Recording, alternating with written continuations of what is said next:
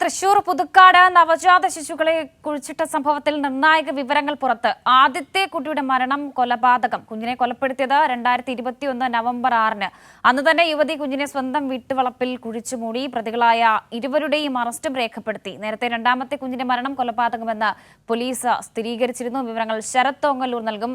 ശരത്ത്, ഈ ആദ്യത്തെ കുട്ടിയുടെ മരണം അത് ഈ പൊക്കിൾക്കൊടി കഴുത്തിൽ ചുറ്റിയാണ് കുട്ടി മരണപ്പെട്ടതെന്നായിരുന്നു യുവതി പോലീസിനോട് പറഞ്ഞത്. പിന്നീട് മണിക്കൂറുകൾ നീണ്ട ചോദ്യം ചെയ്യലിനൊടുവിൽ കുറ്റം സമ്മതിക്കുകയായിരുന്നു. ഇപ്പോൾ അറസ്റ്റും രേഖപ്പെടുത്തിയിട്ടുണ്ടല്ലേ?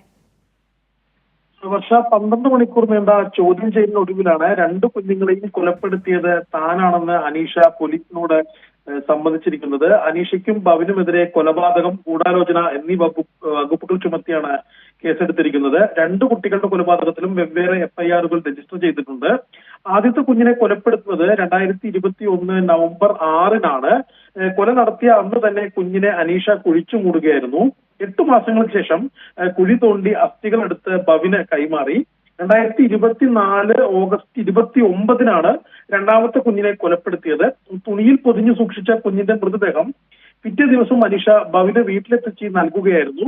ഭവിന്റെ വീടിന് പുറകിലെ തോട്ടിലാണ് രണ്ടാമത്തെ കുഞ്ഞിന്റെ മൃതദേഹം കുഴിച്ചിട്ടത്.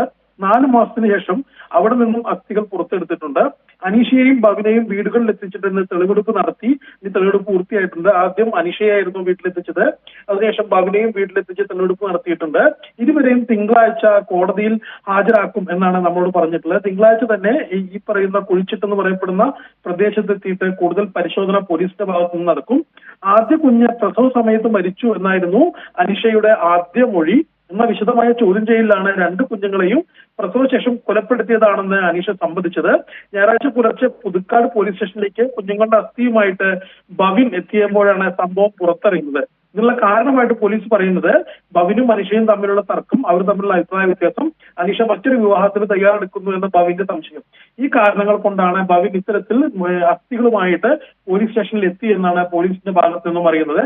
എന്തായാലും ഇരുവരെയും നാളെ കോടതിയിൽ ഹാജരാക്കും എന്നാണ് അന്വേഷണ സംഘം പറഞ്ഞിട്ടുള്ളത്.